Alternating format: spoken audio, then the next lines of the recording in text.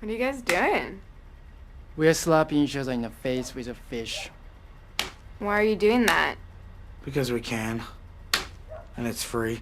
There's just like Maplestory, the free online game where you get to hang out with friends and experience the out of the ordinary. Come join us at maplestory.com for free. Rated retail for ages 10 and up. You wanna try? Microtransactions.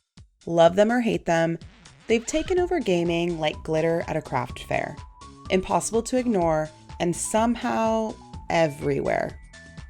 But what if I told you the origin story of this digital spending spree comes from a quirky, side-scrolling MMO RPG that was so popular it basically defined an entire generation of gamers?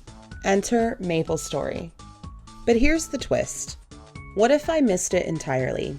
And what if, 2 decades later, a revival of the game I never played is trying to reclaim its old school charm in the most unexpected way possible?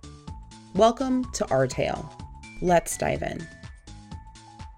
In 2003, the gaming world was introduced to Maplestory, a 2D side-scrolling MMO RPG.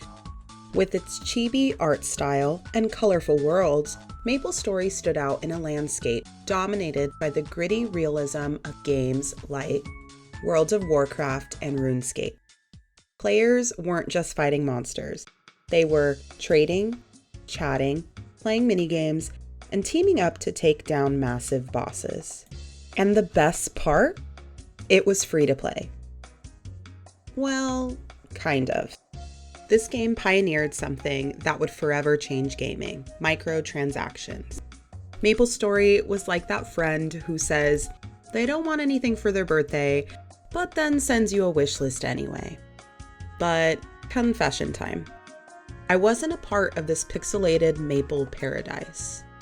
While everyone else was off grinding slimes and flexing their new gear, I was busy dressing up my avatar on Gaia Online. I only heard about Maplestory years later from my husband, who still talks about it like it was the gaming equivalent of the golden age of TV. And honestly, I feel like I missed out. So fast forward to now, when I heard that Nexon was bringing their Roblox-esque platform, Maplestory Worlds, on October 16th, 2024, I knew I had to see what was going on. On this platform, players would be able to join together in creating and playing both developer-made and user-generated worlds. Creators would also design items for avatars users could purchase. Think Roblox, the same business model, but with Nexon properties. But most importantly, a Korean dev team decided to soft launch their old-school Maplestory server in the United States. The server is dedicated to revive the original Maplestory experience for its infamous Big Bang update. I knew I had to check it out, to replicate the nostalgia I didn't get to experience. Now, let's talk about the Big Bang. No, not the TV show, and no, not the actual cosmological event. What I'm referring to is the update that hit Maplestory in December 2010. This was the patch that changed everything. Revamped maps, streamlined leveling, and a whole lot of controversy. Fans said it made the game too fast, too easy, and that the game always seemed way too focused on the pay-to-win mechanic. That's where Artale comes in. Hosted on Maplestory Worlds, this server aims to bring back the pre-Big Bang Maplestory experience that so many fans still dream about. No overhauls, no shortcuts, just the charming grind of yesteryear, recreated for a modern audience. And for someone like me, who missed the original, this feels like stepping into a time machine. So today, let's dive headfirst into Artale, seeing what the hype is all about as a total newbie. Will it live up to the nostalgia-fueled experiences of diehard fans? Or is this one trip down memory lane that's better left untaken? So I downloaded Maplestory Worlds, joined the Artale Discord, and read a quick article about the game. Now, a small disclaimer. My husband is a diehard OG Maplestory fan, so much of my knowledge and gameplay was essentially coached by him. I had made my account prior to this video, but realized I never picked an outfit. Only hair, a face, and shoes. So I perused the store to see where the free options were, but found them to be both odd and very limited. Upon logging into Artale, I realized I needed to do two-factor authentication. So I completed that and logged in. When I first created my account, I was given the option to roll a dice for stats. Initially, I thought this was random, but after asking my husband, I realized that it mattered depending on what class I would select. I decided on the Thief class, as it is the most popular, and landed on the stats 5, 5, 5, 10. I was still working through the tutorial when I last played, so I decided to do that, hoping my road to picking my class would be short, as I was on level 4 at the time. During my questing, I got a hat. I was so excited, until I put the hat on and sadly realized that the free face I had chosen was being worn as a hat, and would be removed whenever I put on the hat I earned in-game. This would be a problem for me. I like having an aesthetic character in my games, as I love customizing my avatar in any game I play. So I complained to my husband about the lack of options, only to realize I was filtering just creator-made items instead of the shop items. So I spent quite a bit of time sifting through the free options. Every single item was just as cute as the last. But I learned something else at the time. My items wouldn't carry over in-game without a free style pass, which is roughly $20, but did make the outfit permanent. $20. I thought this was expensive, and when I spoke to my husband about it, he educated me on some old Maplestory info. In the past, players would spend around $30 for a full outfit, only for it to expire every 3 months. It was only until later that they decided to sell these as permanent items to players at double the price. This means that you would spend around $50 for your permanent attire for your avatar. Suddenly, $20 didn't seem so bad. I eagerly awaited getting to level 10 so I could make use of the styling pass. On the road to level 10, I discovered a few things. 1. I needed to move my attack key from Control to A.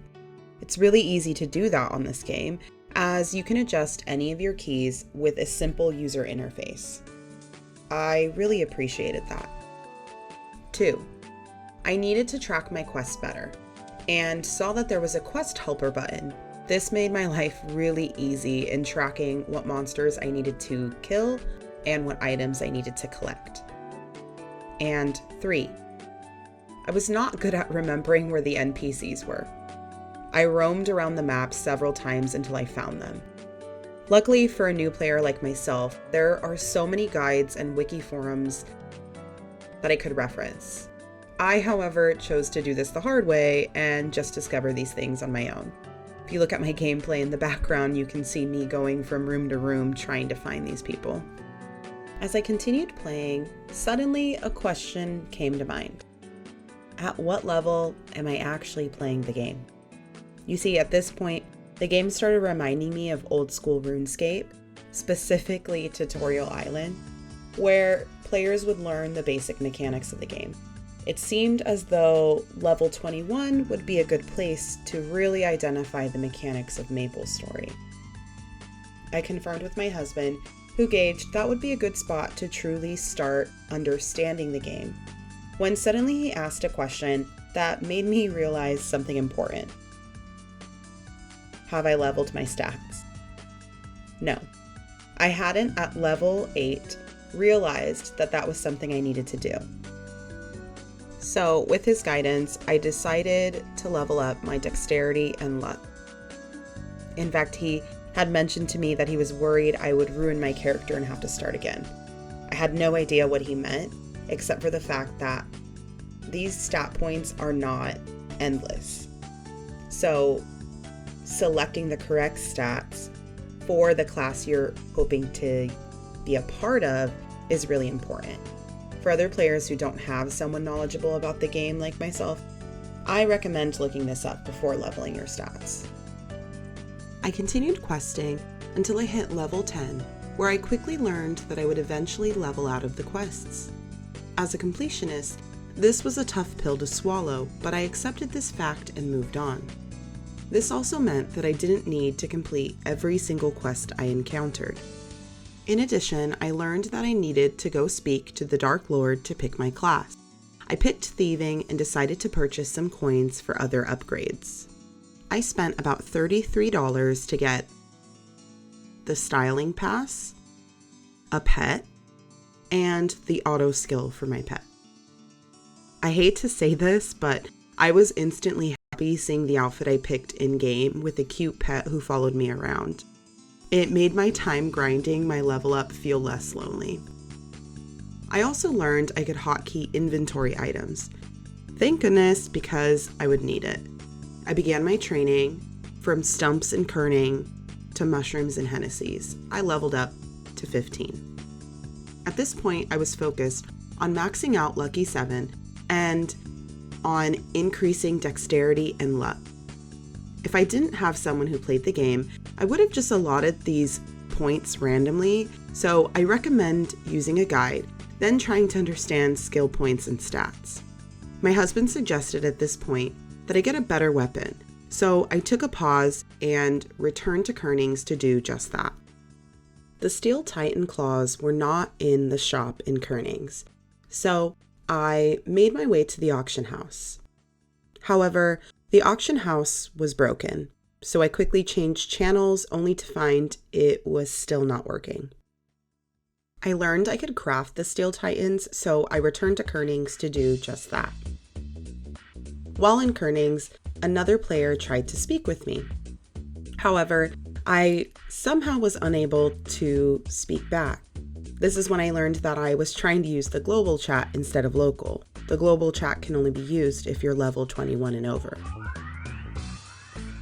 Not understanding how to craft the Steel Titans, my husband decided to join me in the game to craft them for me. But right as soon as he did so, there was an announcement that Artale would be shutting down for maintenance. In any other MMO that I've played, usually this warning is about 30 minutes to an hour. However, in Artale, this was about a 3-minute warning, so my journey ended for the day. At this point, I decided I should review a few things. Consider that I am only at level 15, so I'm sure some of what I'm saying could be different as my level increases, and maybe at some point I will circle back on these topics to see if they've changed. Combat. The monster slaying is very easy for new players to understand and quick to pick up. This is definitely a very grindy game, but if you are used to that, it is extremely rewarding. Having the hotkeys be so customizable made this much easier, and having a pet to auto-use potions for you was super helpful. The level up animation was something I looked forward to often. Progression. Initial leveling didn't seem so bad to me. I assume though, like many other games in this space, that leveling gets harder the higher your level is. I loved the quests. I have always enjoyed questing in games, so this was super fun for me. The quest window, hotkey of Q, and quest helper were extremely helpful, making this experience enjoyable as a new player. However, in terms of stats and skill building, I was completely lost. Without my husband and guides online, I feel I would have just leveled up things at random without much consideration. Understanding that these points are not endless and really do matter in the end. I guess it's great that there are so many fans who've created video guides just for this. Visuals. I adore the visuals in this game. The pixelated style, in my opinion, still holds up today. And in comparison to other MMORPGs of the time that have been remade, it looks really clean with simple graphics that add to its quirkiness. The animations of the monsters were something to envy and something I noticed couldn't really be captured by other games of late: music and sound effects. The audio for this game is quite immersive. The background music was actually really relaxing in these initial levels, and I found myself adding them to my YouTube playlist for music to be productive to. I could see myself playing the music in the background while cooking dinner, folding laundry, working, or grinding mushrooms in the game. I also enjoyed the sound effects as I found them to add to the charm of the game. Social features. The player base seems quite active judging by the Discord. With over 5,600 active members and 10,000 downloads of the game, it seems that there is no shortage of players on this remake. However, only 60 players could be in a channel at once, making the maps feel pretty empty. Again, with the disclaimer that I was only at level 15 by the end of this video, it is important to note that I am sure the social aspect of the game is more focused in the later levels. Cash shop. Now, microtransactions. I don't really feel they were intrusive at this point of the gameplay. However, I did feel a sense of urgency to get the styling pass and a pet. I would say that they did complement my overall experience, so I wasn't too upset over the $33 that I spent. However, I'm sure other players would feel differently. If you made it this far in the video, please leave a like and comment below if you are excited about Artale, or if you played Maplestory when you were a kid. Thanks for watching my first impressions of Artale. Subscribe for more content like this. Maplestory, Maplestory, Maplestory, Maplestory, Maplestory, Maplestory,